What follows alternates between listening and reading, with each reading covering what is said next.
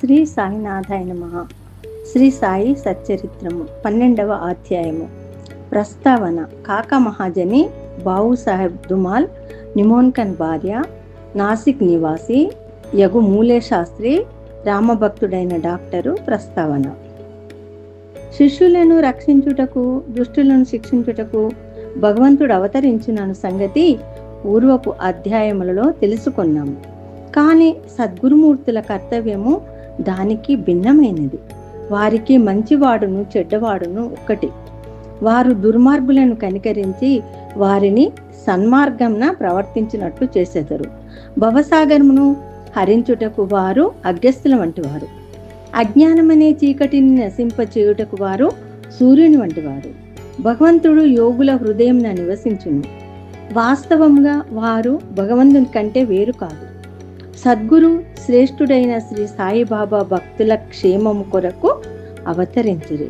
జ్ఞానములో నుత్కృష్టులై దైవీ తేజస్సుతో ప్రకాశించుచు వారు అందరినీ సమానముగా ప్రేమించడువారు. వారికి దేనియందు అభిమానము లేకుండాను. శత్రువులు, మిత్రులు, రాజులు, ఫకీరులు అందరూ వారికి సమానమే. వారి పరాక్రమమును వినుడు.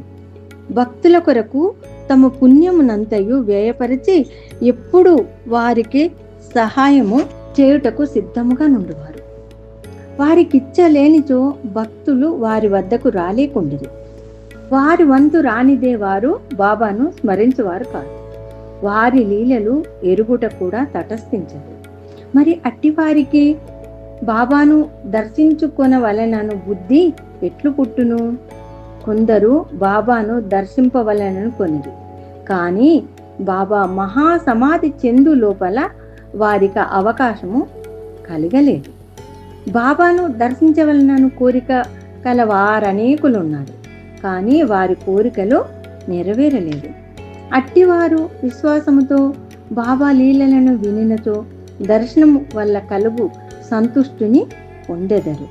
కొందరు అదృష్టవశమున వారి దర్శనము చేసుకున్నను బాబా సన్నిధిలో ఉండవలనని అనుకొనినను అచ్చట ఉండలేకుండిరి. ఎవ్వరును తమ ఇష్టానుసారము షిరిడీ పోలేకుండిరి. అచ్చట నుండుటకు ప్రయత్నించినను ఉండలేకుండిరి. బాబా ఆజ్ఞ ఎంతవరకు కలదో అంతవరకే వారు షిరిడీలో ఉండగలిగారు. బాబా పొమ్మనిన వెంటనే షిరిడీ విడవవలసి వచ్చుచుండెను. కాబట్టి సర్వము బాబా ఇష్టం పైననే ఆధారపడి ఉండదు. కాకా మహాజని. ఒకప్పుడు బొంబాయి నుండి కాకా మహాజని షిరిడీకి పోయింది. అచ్చటొక వారం రోజులుండి గోకులాష్టమి ఉత్సవమును చూడవలని అనుకుని బాబాను దర్శించిన వెంటనే అతనితో బాబా ఇట్లనిది, ఎప్పుడు తిరిగి ఇంటికి పోయేదవు? ఈ ప్రశ్న విని మహాజని ఆశ్చర్యపడింది. కానీ ఏదో జవాబు ఇవ్వవలేను కదా. బాబా ఆజ్ఞ ఎప్పుడైనా అప్పుడే పోయేదనని కాకా జవాబిచ్చాను. అందులకు బాబా ఇట్లని, రేపు పొమ్ము, బాబా ఆజ్ఞ అనుల్లంగా నేను కావునట్లే చేయవలసి వచ్చాను. అందుకే నా మరుసటి దినమే కాకా మహాజని షిరిడీ విడిచాను. బొంబాయిలో తన ఆఫీసుకు పోగానే మహాజని వాని యజమాని వాని కొరకే కనిపెట్టుకొని ఉన్నట్లు తెలిసింది. ఆఫీసు మేనేజరు హఠాత్తుగా జబ్బు పడింది. కావున కాకా మహాజని ఆఫీసులో ఉండవలసిన అవసరం ఏర్పడింది. ఈ విషయమై యజమాని షిరిడీలోనున్న కాకా మహాజనికి ఒక ఉత్తరము కూడా వ్రాసింది. అది కొన్ని రోజుల తర్వాత తిరుగు టపాలో బొంబాయి చేరింది. బాబు సాహెబ్ దుమాల్. పైదానికి భిన్నమగు కథనిప్పుడు వినుడు. లీడర్ వృత్తిలో నుండిన బావుసాహెబ్ దుమాల్ ఒకసారి కోర్టు పనిపై నిపాడ్ పోవుచుండెను. దారిలో దిగి షిరిడీకి పోయాను. బాబా దర్శనం చేసుకొని వెంటనే నిపాడు పోవ సెలవు కోరాను. కానీ బాబా అనుజ్ఞ ఇవ్వలేదు.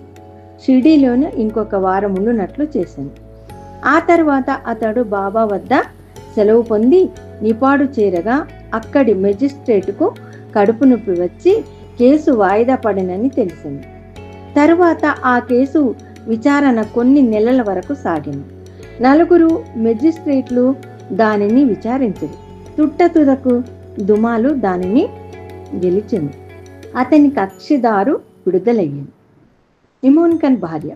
నిమోన్ గ్రామ వతందారుడు గౌరవ మెజిస్ట్రేట్ను ఆగు నానాసాహెబ్ నిమోన్కరు తన భార్యతో షిరిడీలో కొంతకాలం ఉండేది. ఆ దంపతులు తమ సమయమంతయు మసీదులోనే గడుపుచూ బాబా సేవ చేయుచుండేది. బేలాపూర్లోనున్న వారి కుమారుడు జబ్బు పడినట్లు కబురు వచ్చెను. బేలాపూర్ పోయి తన కుమారుని అక్కడున్న తమ బంధువులను చూచి ఇక్కడ కొన్ని దినములు ఉండవలనని తల్లి అనుకొనెను. కానీ బేలాపూర్ పోయి ఆ మరుసటి దినమునకే షిరిడి తిరిగి రావాలనని భర్త చెప్పాను. ఆమె సందిగ్ధంలో పడింది. ఏమి చేయుటకు తోచలేదు. ఆమె దైవమగు శ్రీ సాయినాథుడే ఆమెనప్పుడు ఆదుకొనెను. బేలాపూర్కు పోవుటకు ముందు ఆమె బాబా దర్శనమునకై వెళ్ళాను. అప్పుడు బాబా సాటేవాడ ముందర నానాసాహెబ్ మొదలగు వారితో నుండెను. ఆమె బాబా వద్దకు పోయి సాష్టాంగ నమస్కారం చేసి బేలాపూర్ పోవుటకు అనుమతినిమ్మని కోరాను. అప్పుడు బాబా ఆమెతో ఇట్లా చెప్పాను, వెళ్ళుము, ఆలస్యం చేయవద్దు.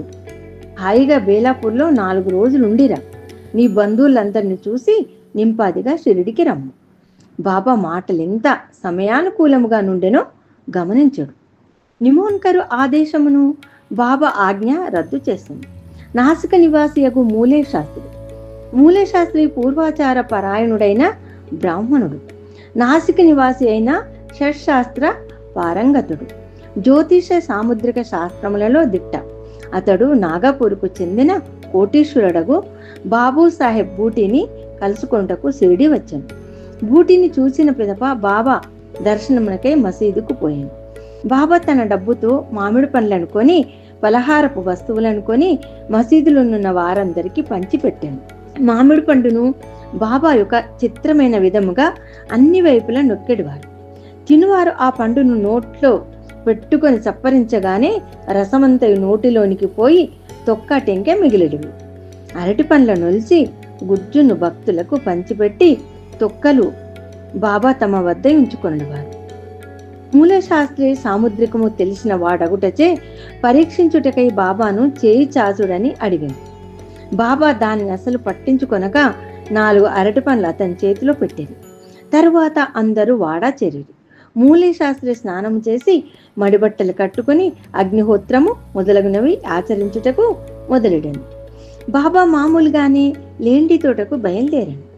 మార్గమధ్యమున బాబా హఠాత్తుగా గేరు ఎర్ర రంగు తయారుగా నుంచుడు, ఈనాడు కాషాయ వస్త్రం ధరించెదను అని అన్నాను. ఆ మాటలెవరికి బోధపడలేవు. కొంతసేపటికి బాబా లేండి తోట నుంచి తిరిగి వచ్చాను. మధ్యాహ్న హారతి కొరకు సర్వము సిద్ధమయ్యాను. మధ్యాహ్న హారతికి తనతో వచ్చేదరా అని మూల శాస్త్రిని బూటి అడిగాను. సాయంకాలము బాబా దర్శనం చేసుకునేదానని శాస్త్రి బదులు చెప్పాను. అంతలో బాబా తన ఆసనంపై కూర్చుండెను. భక్తులు వారికి నమస్కరించరు. హారతి ప్రారంభమయ్యాను. బాబా నాసిక్ బ్రాహ్మణుని వద్ద నుంచి దక్షిణ తెమ్మను. బూటి స్వయముగా దక్షిణ తెచ్చుటకై పోయాను. బాబా ఆజ్ఞ అతనికి చెప్పగానే అతడు ఆశ్చర్యపడాను.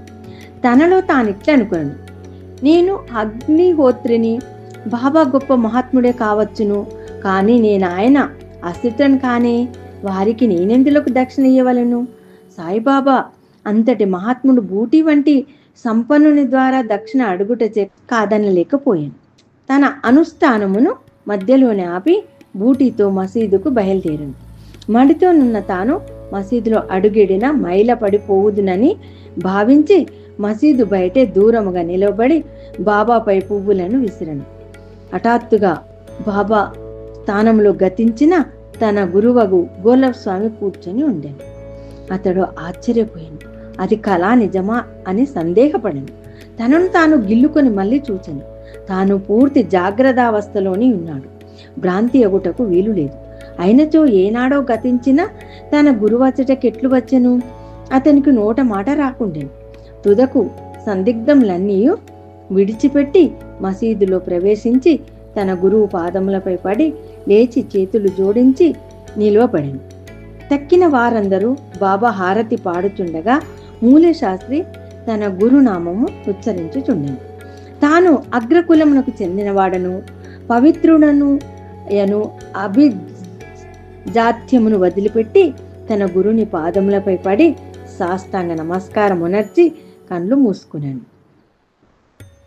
లేచి కండ్లు తెరిచి చూచుసరికి వానిని దక్షిణ అడుగుచూ సాయిబాబా కనిపించాను.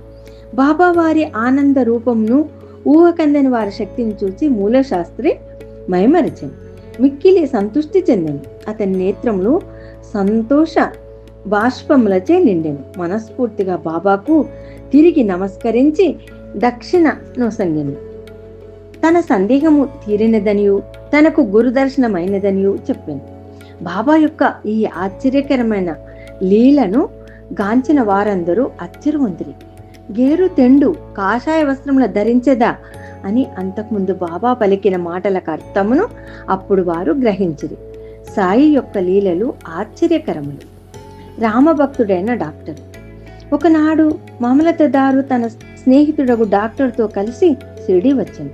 షిరిడీ బయలుదేరుటకు ముందు తన మిత్రునితో ఆ డాక్టర్ తన ఆరాధ్య దైవము శ్రీరాముడనియు తాను షిరిడీకి పోయి ఒక మహమ్మదీయుని మనస్కరించుట లేదనియు చెప్పాను.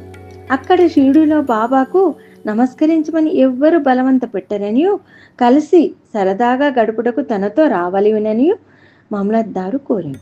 దానికి ఆ డాక్టరు సమ్మతించాను. షిరిడీ చేరి బాబాను చూచుటకు వారు మసీదుకు పోయేది. అందరికంటే ముందు డాక్టర్ బాబాకు నమస్కరించుట చూచి అందరూ ఆశ్చర్యపడేది. తన మనోనిత్యంను మార్చుకుని ఒక మహమ్మదీయునికి ఎట్లు నమస్కరించితివని అందరూ అడిగిరి. తన ఇష్టదైవమగు శ్రీరాముడు ఆ గద్దెపైన తన కాన్పించుటచే వారి పాదములపై పడి సాష్టాంగ నమస్కారం ఉనర్చితినని డాక్టరు బదులు చెప్పింది. అతడు అట్లని తిరిగి చూడగా అక్కడ సాయిబాబానే కనిపించింది. ఏమీ తోచక అతడు ఇది స్వప్నమా ఏమి, వారు మహమ్మదీయుడగు ఎట్లు, వారు గొప్ప యోగ సంపన్నులైన అవతార పురుషులు అని నుడివెను. ఆ మరుసటి దినమే డాక్టర్ ఏదో దీక్ష వహించి ఉపవాసం ఉండెను. బాబా తనను అనుగ్రహించే వరకు మసీదుకు పోనను నిశ్చయముతో మసీదుకు వెళ్ళుట మానెను. ఇట్లు 3 రోజులు గడిచెను. 4వ దినమున తన ప్రియ స్నేహితుడొకడు కాందేశ్ నుండి రాగా వానితో కలిసి మసీదులో బాబా దర్శనమునకై తప్పక మసీదు పోవలసి వచ్చింది. బాబాకు నమస్కరించగానే బాబా అతనితో, ఎవరైనా వచ్చి నిన్నిక్కడకు రమ్మని పిలిచితిరా ఏమి, ఇట్లు వచ్చితివి అని ప్రశ్నించాను. ఆ ప్రశ్న డాక్టర్ మనస్సును కదిలించాను. ఆనాటి రాత్రియే నిద్రలో అతనికి గొప్ప ఆధ్యాత్మిక అనుభూతి కలిగి అనిర్వచనీయమైన ఆనందాన్ని అనుభవించింది. ఆ తర్వాత అతడు తన ఊరికి పోయినను ఆ ఆనందానుభూతి 15 దినముల వరకు అటులనే ఉండెను. ఆ ప్రకారముగా అతనికి సాయిబాబా యందు భక్తి అనేక రెట్లు వృద్ధి పొందెను. పై కథల వలన, ముఖ్యముగా మూలే శాస్త్రి కథ వలన నేర్చుకున్న నీతి ఏమన, మనము మన గురువు నందే అనన్యమైన నిశ్చల విశ్వాసం ఉంచవలెను. వచ్చే అధ్యాయంలో మరికొన్ని సాయి లీలలు చెప్పేదము. 12వ అధ్యాయం సంపూర్ణం.